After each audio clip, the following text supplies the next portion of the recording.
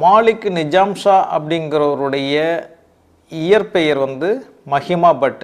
But அப்படின்னு சொன்னால் பிராமண வகுப்பை சேர்ந்தவர், பட்டாச்சாரியா அப்படின்னு சொல்லுவாங்க இல்லையா, அந்த வகுப்பை சேர்ந்தவர். அவருடைய தந்தை பெயர் வந்து திமா பட். இவங்க வந்து பார்யோ அப்படிங்கிற ஒரு பிரிவை சேர்ந்த பிராமண வகுப்பை சேர்ந்தவர்கள். இவங்களை பற்றி சொல்லணும்னு சொன்னால், பாமினி பேரரசு அப்படின்னு சொல்லிட்டு ஒரு அரசு இருந்துச்சு. தெக்காணத்தில் வந்து பாமினி பேரரசுன்னு ஒரு பெரிய பேரரசு இருந்துச்சு. அது எல்லாம் வந்து முஸ்லீம் பேரரசு. பகமன் ஷா அப்படிங்கிறவர் அவருடைய மன்னராக இருந்தார். அவருக்கு பிறகு வந்து அந்த பாமினி பேரரசு வந்து 5 பிரிவுகளாக பிரிஞ்சுது. அந்தந்த பகுதியை ஆட்சி செய்த அந்த ஆளுநர்கள் அந்த தனி அரசாக மாற்றினாங்க. அந்த இதில் வந்து அப்படி பிரிக்கப்பட்டதில் 5 அரசில் அகமது நகர் அப்படிங்கிறதும் ஒரு இது. இந்த பாமினி பேரரசில் சாதாரண படைத்தளபதியாக இருந்து பாமினி பேரரசு படையெடுத்து போகுது ஒரு பகுதிக்கு. பீஜநகர் அப்படிங்கிற பகுதிக்கு படையெடுத்து போகும்போது அங்கே வந்து திமாபட் அப்படிங்கிற அந்த பிராமணரை வந்து அவங்க வந்து அரசு பதவியில் இருக்கிறாரு, ஏதோ ஒரு முக்கிய பொறுப்பில் இருக்கார். அந்த ஏற்கனவே இருந்த ஒரு அரசாங்கத்தில் ஒரு பதவியில் இருக்கார். அவரை வந்து அரெஸ்ட் பண்ணி வந்து சிறை கைதியை கொண்டு வராங்க. அப்படி கொண்டு வரப்பட்ட போது அதுக்கு பிறகு வந்து இவர் இந்த பாமினி பேரரசில் வந்து திரும்ப சேர்ந்து இந்த அரசாங்கத்தினுடைய அதிகாரியாக அவர் மாறுறாரு. அரண்மனையில் உள்ளவங்களுக்கு பாடம் சொல்லி கொடுக்குற அந்த பணிகளில் அவர் சேர்றாரு. அவருடைய மகன்தான் மஹிமா பட்டு.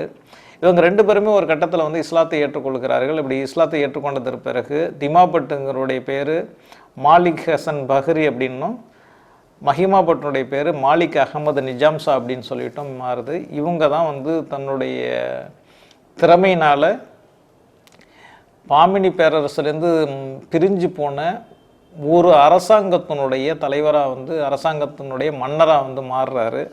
அப்படி அவங்க வந்து 1490 அவங்களால உருவாக்கப்பட்ட ஒரு நகர் தான் வந்து அகமது நகர், கேபிட்டல் ஆஃப் நிஜாம் ஷாஹி டினாஸ்டின்னு சொல்லுவாங்க. நிஜாம் ஷாஹி அப்படிங்கிற அந்த அரச குடும்பத்தை உருவாக்கியவர்கள் வந்து இந்த மஹிமா பட் அப்படிங்கிறவரும் அவருடைய தந்தை திமா பட் அப்படிங்கிறவரும் தான். இதை வந்து நிறைய வரலாற்று ஆசிரியர்கள் இதை வந்து சொல்லியிருக்காங்க. எம்ஜி ரானடே அப்படிங்கிற ஒரு வரலாற்று ஆசிரியர், அவர் வந்து மிக பிரபலமான இந்திய தலைவர்கள் ஒருத்தர், அவர் புத்தகங்கள் எழுதியிருக்காரு.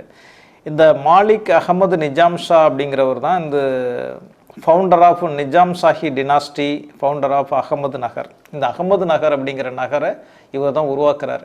அந்த அகமது நகர் தான் அகல்யா நகர்னு அப்படின்னு சொல்லிட்டு மகாராஷ்டிரா அரசு இப்போ மாற்றிருக்கு.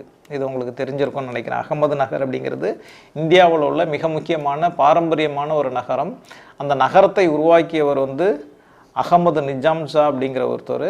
அந்த அகமது நிஜாம் ஷா அப்படிங்கிறவர் பிறப்பால் வந்து பிராமணர். அவர் இஸ்லாத்தை ஏற்றுக்கொண்டு அவர் தான் அந்த நகரத்தை உருவாக்குறாரு.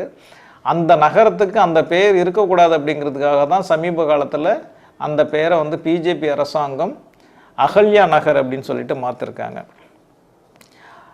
இந்த 1420 இந்த 1420 தான் வந்து இவங்க வந்து பகமனி அரசால் வந்து கைது செய்யப்பட்டு அவங்க வந்து கொண்டு போகிறாங்க. இவங்க வந்து திரும்ப வந்து இஸ்லாத்தை ஏற்றுக்கொண்டார்கள். அந்த வம்சமே அதுக்கு பிறகு முஸ்லீம்களாக தான் இருந்தாங்க. இப்போ நம்ம சொல்கிறோம் ஜாதி கொடுமை தீண்டாமை கொடுமையால் வந்தவங்க இஸ்லாத்தை ஏற்றுக்கொண்டார்கள், அல்லது இஸ்லாமிய மார்க்கத்தினுடைய ஆன்மீக கொள்கையை ஏற்றுக்கொண்டதால் அந்த ஆன்மீக கொள்கையால் கவரப்பட்டவர்கள் இஸ்லாத்தை ஏற்றுக்கொண்டார்கள், இப்படிலாம் நம்ம சொல்கிறோம். அதே மாதிரி வந்து முகலாயருடைய ஆட்சி காலத்தில் ரஜபுத்திர சமூகத்தை சேர்ந்த பல பெண்கள், குறிப்பாக வந்து பெண்கள் வந்து இஸ்லாத்தை ஏற்றுக்கொண்டார்கள். இஸ்லாத்தை ஏற்றுக்கொண்டு அந்த மன்னர்களை திருமணம் செய்து கொண்டார்கள். அப்படி மன்னர்களை திருமணம் செய்து கொண்டதால் அரசிகளாக ஆனார்கள். அந்த அரசிகளுக்கு பிறந்த பல மன்னர்கள் வந்து முகலாய மன்னர்கள்ங்கிற பேரில் அந்த நாட்டை ஆட்சி செய்திருக்கிறார்கள். அப்படிங்கிறதெல்லாம் நம்ம வந்து அக்பரே அப்படி தான் ஒரு ஜோதாபாய் அப்படிங்கிறவங்களை திருமணம் பண்ணிக்கிட்டாங்க. அவங்களுடைய வம்சாவழிகள் தான் பிற்காலத்தில் வந்த முஸ்லீம்கள் எல்லாம். இப்போ ஜோதாபாய்ங்கிற இந்துனுடைய வயிற்றில் அவங்களுடைய வாரிசு வழியாக அந்த இரத்த உறவில் வந்தவங்க தான் இப்போ பிற்கால வந்து முகலாய மன்னர்கள். ஆனாலும் கூட என்ன சொல்கிறாங்கன்னா அவங்க வந்து இஸ்லாமியர்கள், முஸ்லீம்கள். ஆக எல்லா குடும்பங்கள்லையும் வந்து இந்தியாவில் வரும்போது எல்லா சமூகத்தை சேர்ந்தவர்களும் இஸ்லாத்தை ஏற்றுக்கொண்டார்கள். ரஜபுத்திரர்கள் ஏற்றுக்கொண்டார்கள், பிராமணர்கள் ஏற்றுக்கொண்டார்கள். இப்படி பிராமணர்கள் ஏற்றுக்கொண்டார்கள் அப்படிங்கிறதுக்கு மிக முக்கியமான ஒரு ஆதாரம் தான் இந்த வந்து மாலிக் அகமது நிஜாம் ஷா அப்படிங்கிறவர். அவரால் உருவாக்கப்பட்டது தான் அகமது நகர். இந்த அகமது நகரை நம்ம ஏன் பேசுகிறோம் அப்படின்னு சொன்னால், இந்த அகமது நகருங்கிற பேர் முஸ்லீம் வச்ச பேர் அப்படிங்கிறதுனால அதை வந்து அகல்யா நகர்னு இப்போ சமீபத்தில் மாற்றினாங்க. அது முஸ்லீம் வச்சுருந்தாலும் கூட பிறப்பால் ஒரு பிராமணரான ஒருத்தர் மஹிமா பட் அப்படிங்கிற ஒரு பிராமணர் தான் வந்து அந்த நகரை உருவாக்குனார். அவர் இஸ்லாத்தை ஏற்றுக்கொண்டதுனால அகமது நகர்னு உருவாக்குனாரே தவிர அவர் அந்த நகரை மாற்றணும் அப்படிங்கிறது அவருடைய நோக்கம் கிடையாது. இஸ்லாம் வந்து பிராமணர்களுக்கும் கூட எதிரியாக இல்லை அப்படிங்கிறது தான் இதனுடைய நோக்கம்.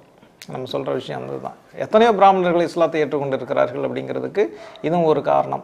ஒரு அரசாட்சியை உருவாக்கி ஒரு வம்சத்தையே உருவாக்கி அவருக்கு பிறகு ஒரு வம்சமே வந்து அகமது நகர் அப்படிங்கிற ஒரு அரச வம்சமே இருந்துச்சு. நிஜாம் ஷாஹி அரச வம்சத்துக்கு அந்த நகரம் வந்து தலைநகராக இருந்துச்சு. அப்படி ஒரு தலைநகரத்தை உருவாக்கி ஒரு வம்சத்தை உருவாக்கி அந்த வம்சத்தினுடைய வாரிசுகளெல்லாம் ஆட்சி செய்த அந்த பகுதி அவங்களுடைய நினைவாக இருந்த அந்த நகரத்தை உருவாக்க இவங்க வந்து மாற்றுறாங்க அப்படின்னு சொன்னால் இவங்களுடைய நோக்கம் வந்து தவறானது. எப்படின்னு சொன்னால் இந்த வரலாறு மறைக்கப்பட வேண்டும் என்பது அவங்களுடைய நோக்கமாக இருந்திருக்கு. ஒரு பிராமணர் இஸ்லாத்தை ஏற்றுக்கொண்டு ஒரு நகரை உருவாக்கி அந்த நகரிலிருந்து ஆட்சி செய்திருக்கிறார். அவருடைய வாரிசுகள் அந்த நகரத்திலிருந்து தொடர்ந்து ஆட்சி செய்திருக்கிறார்கள் என்பதை வரலாறை மறைக்க வேண்டும் என்பதற்காக திட்டமிட்டு ஒரு வரலாற்று மறைப்பு அதுதான் அந்த அகல்யா நகர் உருவாக்கத்தினுடைய பின்னணியில் நம்ம பார்க்குறோம். அந்த அகல்யா நகர் உருவாக்குனதுக்கு வேற ஒரு வரலாற்று காரணங்களை சொல்கிறாங்க.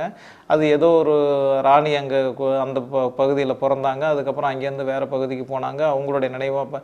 இவங்களே ஒரு மன்னர் தானே, ஒரு மன்னரை அழிச்சிட்டு தான் இன்னொரு மன்னர் வரணுங்கிற அவசியம் கிடையாது. ஆக ஒரு முஸ்லீம் அடையாளம் அங்கே இருக்கக்கூடாது. பிராமணராக இருந்தாலும் கூட அவர் இஸ்லாத்தை ஏற்றுக்கொண்டதுக்கு பிறகு அவர் ஆட்டோமேட்டிக்காக வந்து வேற ஒரு அடையாளத்துக்கு வந்துடுறாரு. இப்போ இந்த இந்தியா அப்படிங்கிற ஒரு நாட்டை முஸ்லீம்கள் வந்து ஆட்சி செய்தார்கள் அப்படிங்கிற வரலாறு அவங்களால வந்து ஜீரணிச்சிக்கவே முடியல அப்படிங்கிறதனுடைய ஒரு உச்சகட்ட உதாரணம் தான் அகமது நகர்ங்கிற பெயர் மாற்றப்பட்டு அகல்யா நகர் வந்து உருவாக்கப்பட்டது.